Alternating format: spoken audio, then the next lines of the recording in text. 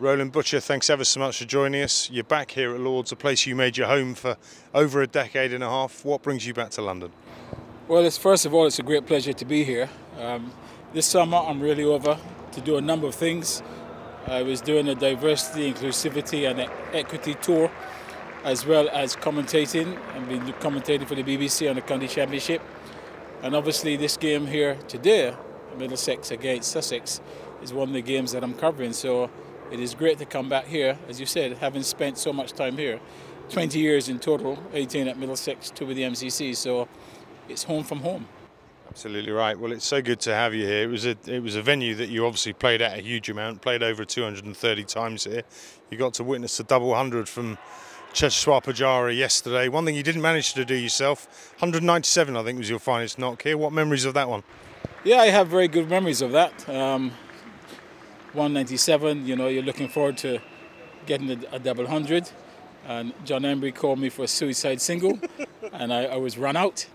But couldn't really be blamed because the captain, Mike Brearley, was looking to declare, and we'd been trying for a little while to get there. So we had to take chances. We took one chance too many, and I got run out. But I certainly enjoyed the game because I had a huge partnership with Mike Gatton. He also got 150.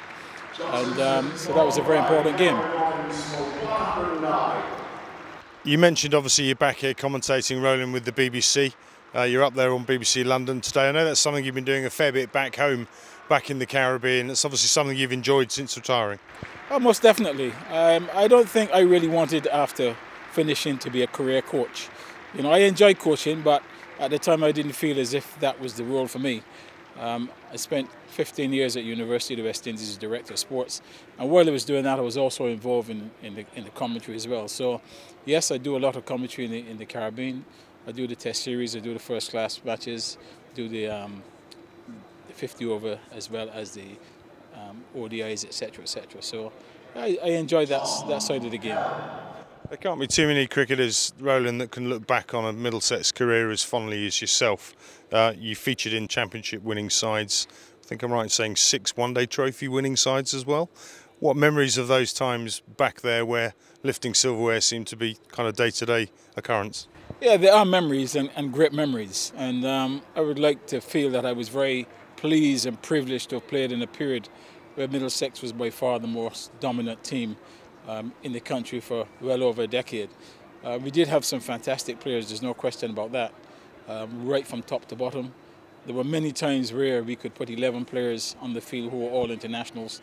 Not many teams around the world can do that, and we were able to do that. So I wasn't surprised by the success that we had over a long period. I think the important thing was that we had a lot of young players that came through together, players who were very hungry, players who were very ambitious.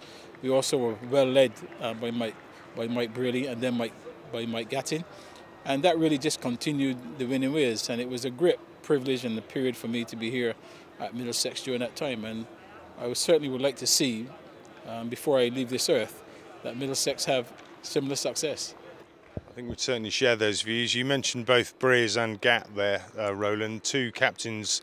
That's probably the subject of many a debate, really, as to who was the better captain. Both achieved huge amounts of success in their times at the forefront of leading Middlesex. Who did you prefer playing under, and who for you stood out as the better of the two skippers?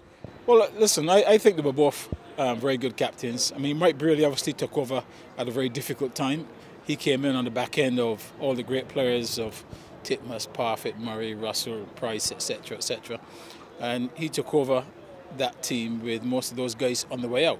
So he had to build a new team with the youngsters. So he had the more difficult job than Gatt, because when Gatt took over, it was a very settled team that had been used to winning, but you still need to continue the job. Mike Brearley was an inclusive captain. He just included everyone in the decision making, whether you were playing your first game or you were an experienced player. You know, he always sought your advice and asked questions of you just to make sure that you were in tune with what's going on. Mike Gatton was a different sort of captain. As you know, Gatt is very upfront. As we would say, he's more like a bull in the china shop. And he wants to lead by example. And, you know, and sometimes it's good to have that sort of guy, the man in charge who he's going to be the first one out. He's not going to sit at the back and people will follow. So, but as I said, two different captains. One built a team, the others inherited it. But having inherited it, Gatt, he needed to make sure that it kept running, and that's what he did. Absolutely. Roland, you started this interview saying that you were over here in the UK doing some talks on EDNA. You obviously are well known as becoming the first black cricketer to play for England. Is that something that's kind of helped you move into this role of talking about EDNA and talking about inclusivity in the game? Well, most definitely. I think having achieved that landmark of being the first, there's lots of questions that people want to ask you, what you've been through, how you made it, etc., etc. So I think that I'm fairly well placed to have a discussion on that. I don't have all the answers, but I certainly do have some encouragement for people, and it's something I look forward to do, and I've done quite a bit of it, and I look forward to doing a lot more in the future. Of course, back then you were playing in a side that was blessed to have a number of fantastic black cricketers within the Middlesex ranks. You look at the likes of Wayne Daniel, Desmond Haynes, Norman Cowans, Wilf Slack, Neil Williams. There were many of them.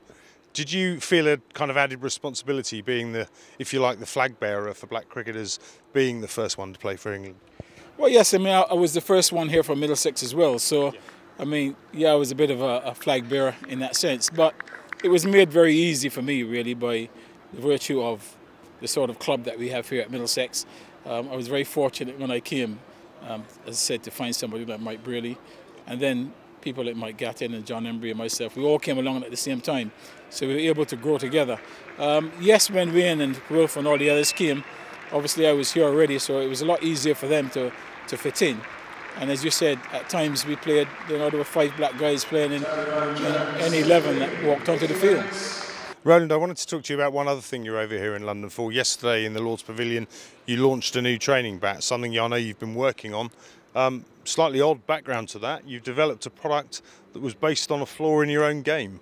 Perhaps you can expand upon that for us. Yeah, I mean, obviously, as a professional player, the ball that gave me a little more problems was the ball that came back into the right-handed batsman.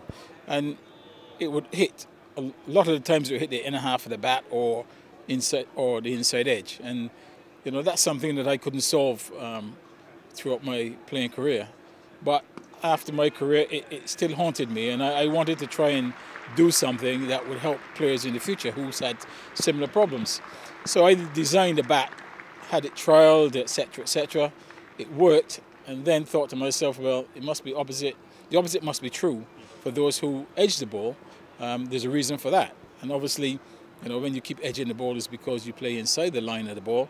As I was playing outside the line of the ball, hence getting the inside edges. So, as the first bat I created, I removed the inside edge so that you've now got a new middle to play with. And with regular use, that proved that it was working. So having done that, and as I said, did the one with the outside edge missing, that also helped the batsman there as well. So after all that testing, really, I was working with Bob Warm at the time. He was high performance manager of the ICC, and I worked under him. I was working in Europe. I was working in Denmark and Holland and places like that. Had discussions with Bob, who suggested that I should take the bats and get them scientifically tested. So they went to Loughborough University, who did a 2-year study on the bats and produced a thesis which confirmed everything that I thought and even more. And they said it was done over 2 years, and it was great to see what they actually came back with. And it was a real comprehensive study. And I have got the research to show that this can work and it can help players. Amazing. Well, I think it's probably come a little bit too late to save my career, Roland, but I'm assuming now the bats are in manufacture and they can be purchased, I guess, can they? Yes, they have been manufactured, and I know you're talking about saving career. That's what Sir Garfield Sobers said. He wrote a message because he couldn't attend the launch, so he sent a message, and he said, unfortunately, it came a little bit too late to assist my career.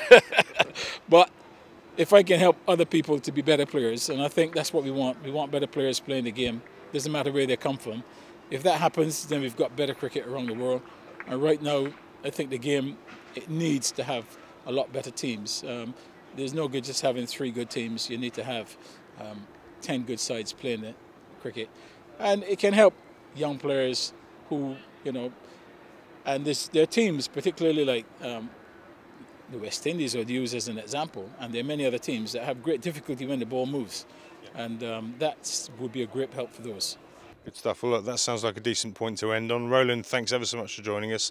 Huge welcome back to Lords. Enjoy your time in London, and no doubt we'll see you. I think you're in a couple of Middlesex events, aren't you? Absolutely, yeah. I'm here till mid-September, so I'm certainly going to be part of what Middlesex got to do for the rest of the season, and I'll also be watching as much cricket as possible. Sounds good to me. Roland, thanks so much for your time. Great pleasure.